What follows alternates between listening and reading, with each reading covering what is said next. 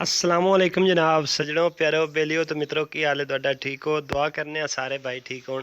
अच्छा अज की वीडियो जी है ना वो इस बारे कि सोलर प्लेट नूं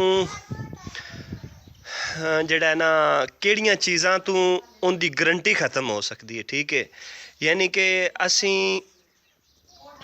सोलर प्लेट लैके आने और साढ़े को किहड़ियां गलतियां हो जांदियां जिन्हां दा सानूं पता भी नहीं हुंदा जिहड़ा असी मामूली जिहा समझने कि कोई नहीं इन्हां नाल तां कोई नहीं फ़र्क कि मतलब अगर कोई मसला बन भी जाए तो ये साड़ियां वापस हो सकदियां ने।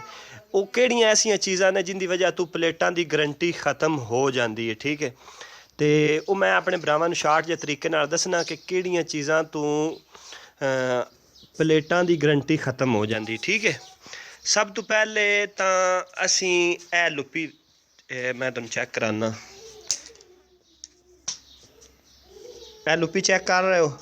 ठीक है अगर लुप्पी ने इत्थे मतलब असी कट दे देना। ठीक है अगर कटी जानी है लुप्पी अगों ठीक है फिर भी साढ़े वास्ते ये मसला पेश आ सकता है। ठीक है एक साइड दी दूसरी साइड दी लुप्पी है अगर तुसी किसी भी साइड दी है जिस तरह प्लेटां ने। ठीक है इहदे विच किसी किस्म की तुसी प्लेट नूं तुसी लुप्पी तोड़ देंदे हो या मतलब तुसी इतों कट देंदे हो। ठीक है कट के अक्सर लोग की करते हैं कि कट के जोड़ ला देंगे। ठीक है जमा मनफी दे। ठीक है वो उस नालों बेहतरीन तरीका है कि लुप्पियाँ मिलदियाँ ने। ठीक है और उन्होंने लगा के तकरीबन एक लुप्पी की कीमत 150 तो 200 रुपये गालबन मार्केट चल रही है। ठीक है बेहतरीन तरीका यह वे कि वो तुसी लुप्पी लिया के इनदे अगर लुप्पियाँ लाइया जान। ठीक है उस बाद दूसरी फॉल्ट ये आ रहा है इहदे विच कि थोड़ी प्लेट नूं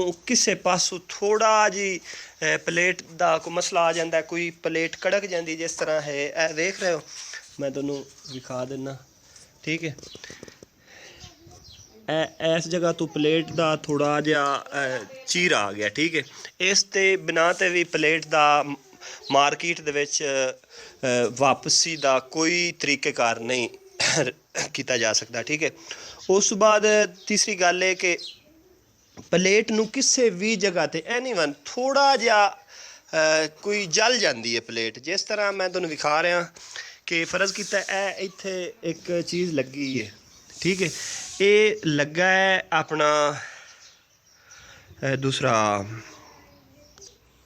ये फिलहाल लेज़र की वजह तो उन्होंने जलाया है थोड़ा जिहा। ठीक है शायद मेरे ख्याल में नज़र मेरा भाई आ गया होना तो लेज़र की वजह जलाया। अक्सर असी की करने कि जिस टाइम असी प्लेटां स्टैंड के उत्ते जोड़ रहे होंगे। ठीक है प्लेट नूं प्लेट थोड़ी बाली जल जाती है। ठीक है उनकी वजह तो भी फॉल्ट आ सकता है और प्लेट का नुकसान हो सकता है प्लेट की गारंटी ख़त्म हो सकती। ठीक है तो बाकी उस बाद मेरे ख्याल नाल ये 3 4 5 फॉल्ट ने। ठीक है तो कोशिश करनी है कि प्लेट की तार ना कटी जाए। ठीक है अगर तार कटी जाए तो फिर बहुत बड़ा नुकसान है।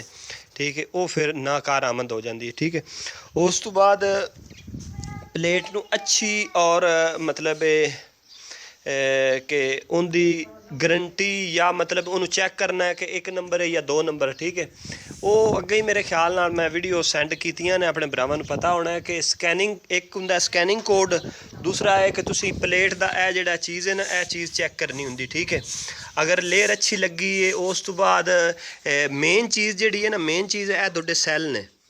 ठीक है यह जिहड़े सैल ने ना ये मेन चीज़ है। ठीक है इन्हों वेखना है अगर अगली साइड लू चौड़े नहीं ना मतलब ये पट्टी चल रही चौड़ी। ठीक है तो ये बैक साइड लू पट्टी चेक करनी है। ठीक है तो उस तो बाद जिहड़ा कि जिस तरह वेख रहे हो बैक साइड ते पट्टी जिहड़ी है ये चौड़ी है। ठीक है तो फ्रंट साइड अगू जी है वो पट्टी जी है वो थोड़ी जी नाजुक है मतलब नॉर्मल है। ठीक है इस तरह ही इनू थोड़ा जिहा इस इन्हां चीज़ों का ख्याल रख के तो ये लैनियां ने। ठीक है तो बाकी इंशाअल्लाह ताला मिलांगे नैक्सट वीडियो तो अपना बहुत सारा ख्याल रखना है। शुक्रिया थैंक यू नवाजिश तो अल्लाह खैर रखे अल्लाह निगहबान।